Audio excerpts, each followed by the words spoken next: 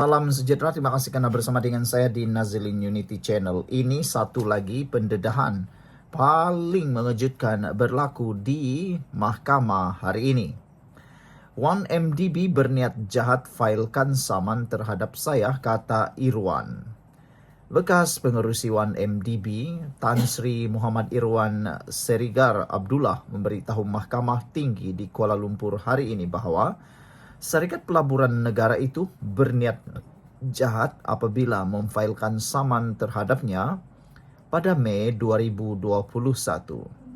Muhammad Irwan ketika ini berkata, ini kerana beliau adalah pegawai kanan dan berpangkat tinggi dalam kalangan penjawat awam serta memegang jawatan sebagai Ketua Setiausaha Kementerian Kewangan ketika Datuk Seri Najib Tun Razak adalah Perdana Menteri merangkap Menteri Kewangan. Sebelum kita teruskan ulasan kali ini, jangan lupa siapa ada masalah kencing manis, gout dan tinggi darah, tekan butang produk yang ada dalam video ini kerana produk itu terbukti membantu sehat untuk mereka yang ada masalah gout, kencing manis dan tinggi darah, murah dan lulus KKM serta halal. Cepat beli selagi stok masih ada. Baiklah, kita teruskan ulasan ini. Kata beliau, sasaran utama 1MDB ialah Datuk Seri Najib. Bagaimanapun mereka ingin menyalahkan orang lain selain Datuk Seri Najib. Dan saya adalah sasaran mudah disebabkan kedudukan saya sebagai Ketua Setiausaha Kementerian Kewangan, katanya lagi. 1MDB juga ingin mensensasikan kes mereka. Dengan secara palsu mendakwa saya telah bersubhat dengan Datuk Seri Najib dan salah laku beliau serta saya telah bersekongkol atau berkomplot dengan Datuk Seri Najib kerana gagal memikul tugas dan tanggungjawab saya untuk mengambil langkah sewajarnya bagi menyiasat pelaku terbabit, katanya. Beliau berkata demikian dalam penyataan saksi ketika memberi keterangan selaku defendant kedua pada pendengaran saman US dollar 6.56959 bilion yang difailkan 1MDB terhadap beliau dan bekas ketua pegawai eksekutif 1MDB Arul Kanda Kandasamy atas dakwaan pecah amanah serta konspirasi. Bekas Ketua Setiausaha Perbendaharaan itu berkata tindakan memfailkan saman tersebut membuktikan ia adalah pendakwaan terpilih dan dilakukan untuk memburukkan namanya. Muhammad Irwan berkata ianya jelas kerana beliau telah meletak jawatan pada tahun 2018 dan saman itu hanya difailkan terhadapnya 3 tahun kemudian pada 2021, iaitu apabila kerajaan bertukar selepas pilihan raya umum ke-14. Beliau berkata, dari Mei 2018 hingga Mei 2021, tidak ada tuntutan dikeluarkan terhadapnya dan tidak diminta menjawab sebarang dakwaan atau diberikan peluang untuk menjelaskan isu yang lambat dibangkitkan terhadapnya. Tingkah laku mereka yang berniat jahat terus terbukti apabila mereka memfailkan saman ini atas dakwaan melanggar tanggungjawab sebagai ahli lembaga pengarah namun memilih untuk tidak melibatkan orang lain iaitu Datuk Kamal Muhammad Ali serta Datuk Seri Nur Azman Ayub meskipun mereka tahu bahawa semua keputusan dibuat secara kolektif. Muhammad Irwan berkata susulan saman itu beliau kehilangan reputasi manakala kredibilitinya telah tercemar. Saya telah menjadi bahan ejekan dan terpaksa mempertahankan diri.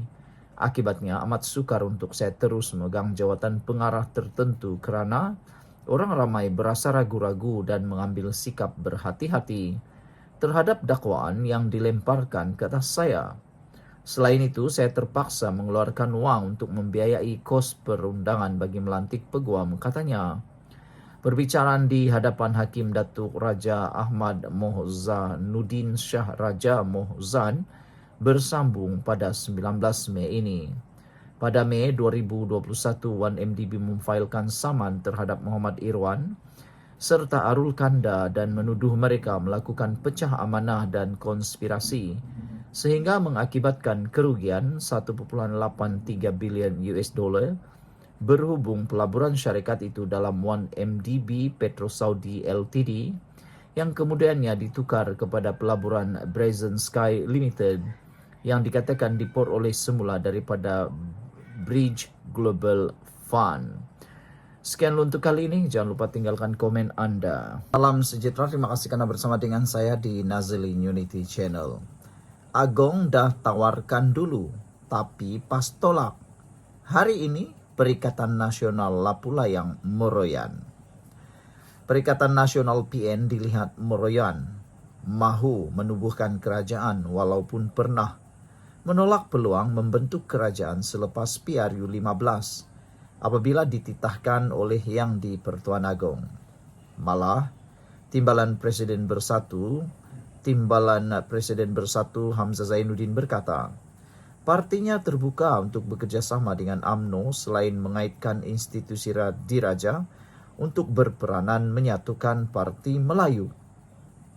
Namun pada tahun 2022, selepas keputusan PRU 15 menyaksikan parlimen tergantung, Yang di-Pertuan Agong ketika itu Al-Sultan Abdullah Riyatuddin Al-Mustafa Billah Shah telah membuka ruang untuk gabungan politik termasuk PAS dan Perikatan Nasional menyertai kerajaan perpaduan demi kestabilan negara.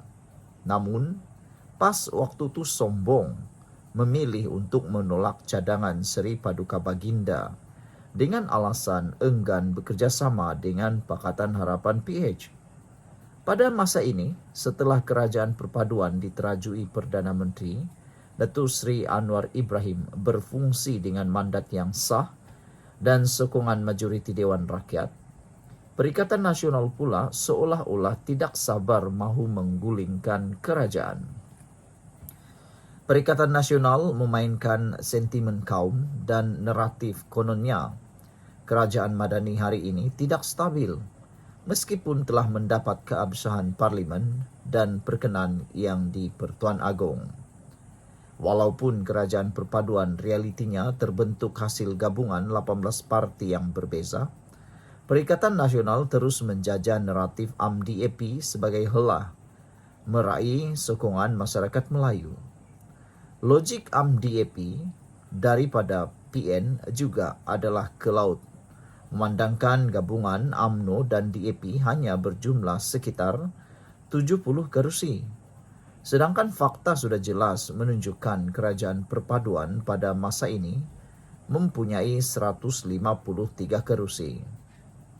Ketika kerajaan perpaduan terus memacu agenda ekonomi, pelaburan dan kestabilan sosial, pembangkang cenderung mengheret negara ke kancah ketidaktentuan demi kepentingan politik sempit mereka.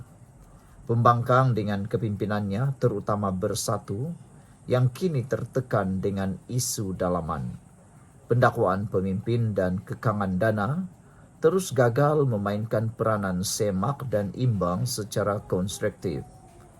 PAS juga yang seperti pelacur turut membuka mulut kononnya menerima dan terbuka untuk bekerjasama dengan UMNO, walaupun kerajaan perpaduan masih mempunyai lebih separuh penggal untuk melaksanakan dasar dan agenda reformasi demi negara. Saudara-saudara sekalian, ini satu pendedahan yang sangat baik untuk kita semua. Rupa-rupanya PAS macam sudah lupa, Perikatan Nasional pun macam sudah lupa bahwa satu ketika dulu mereka sudah pernah jadi kerajaan, bahkan ada peluang membentuk kerajaan. Tetapi mereka menolak tawaran tersebut mentah-mentah. Dengan sombongnya mereka menolak. Jadi sekarang layanlah diri sendiri dengan cara meroyan, kata netizen. Sekian dulu untuk kali ini. Jangan lupa tinggalkan komen Anda. Salam sejahtera. Terima kasih karena bersama dengan saya di Nazilin Unity Channel. Ini keputusan terkini untuk perbicaraan 1MDB membabitkan Najib Tun Razak. Akhirnya hari ini selepas 26 saksi dipanggil, pembelaan Najib tutup kes. Pihak pembelaan Datuk Seri Najib Tun Razak dalam kes penyelewengan membabitkan 2.3 bilion dana 1MDB menutup kesnya hari ini selepas memanggil 26 saksi. Peguam Tan Sri Muhammad Safi Abdullah yang mewakili bekas Perdana Menteri itu memaklumkan perkara tersebut kepada Hakim Mahkamah Tinggi Datuk Colin Lawrence Sequeira selepas memanggil saksi terakhirnya, iaitu pakar forensik dokumen T.U. Kam. Yang Arif, kami secara rasmi menutup kes selepas memanggil saksi ke-26 hari ini. Untuk makluman Yang Arif, perbicaraan kes ini bermula pada 28 Ogos 2019 dan pendakwaan menutup kesnya pada 30 Mei 2024 selepas mengambil masa 233 hari dengan memanggil 50 saksi.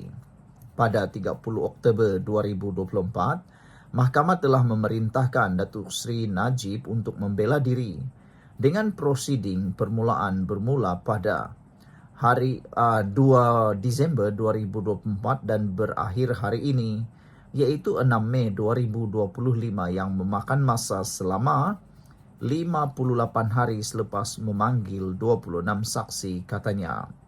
Sequeira kemudian menetapkan 30 September depan untuk kedua-dua pihak menyerahkan hujahan bertulis dan menyerahkan 9 hari mulai 21 Oktober untuk mendengar hujahan.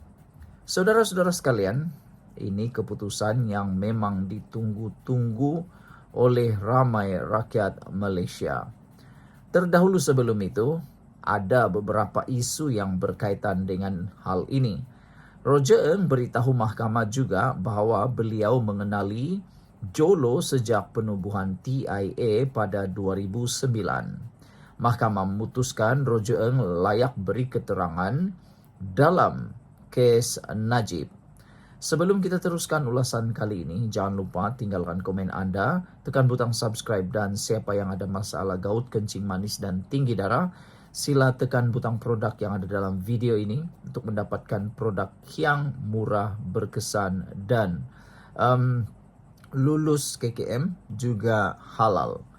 Beberapa hari yang lepas, pada 23 April, Mahkamah telah memutuskan bahawa Roger Ng layak untuk memberi keterangan dalam kes Najib.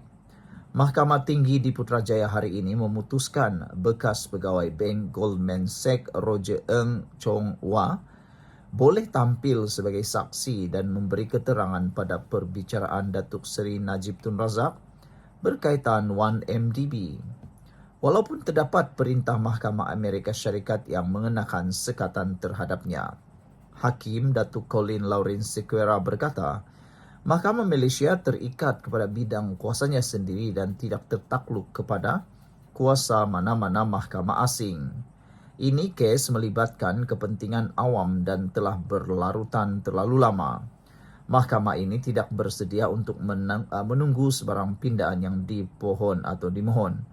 Perintah perlindungan oleh Mahkamah AS itu tidak mengikat mahkamah ini, katanya. Hakim itu berkata beliau tidak akan menunggu Peguam Ng untuk memohon kepada Mahkamah AS untuk meminda perintah perlindungan tersebut bagi membolehkan Ng memberikan keterangan dalam perbicaraan 1MDB di Putrajaya. Peguam Utama Najib, Tan Sri Muhammad Safi Abdullah, kemudiannya memohon penangguhan selama setengah jam untuk menemu bual Ng. Permohonan itu dibenarkan oleh hakim dan perbicaraan ditangguhkan seketika. Terdahulu, Peguam Ng Datuk Tan Hock Chua berkata, anak guamnya tertakluk kepada perintah perlindungan yang dikeluarkan Mahkamah Daerah Timur New York, melarangnya ditemu bual atau memberi keterangan di Mahkamah Malaysia. Jika dipaksa untuk ditemu bual atau memberi keterangan di bawah perintah perlindungan semasa, Peguam Negara AS telah menasihatkan bahawa Roger berhadapan dengan risiko, liability jenayah dan kemungkinan sekatan catatan.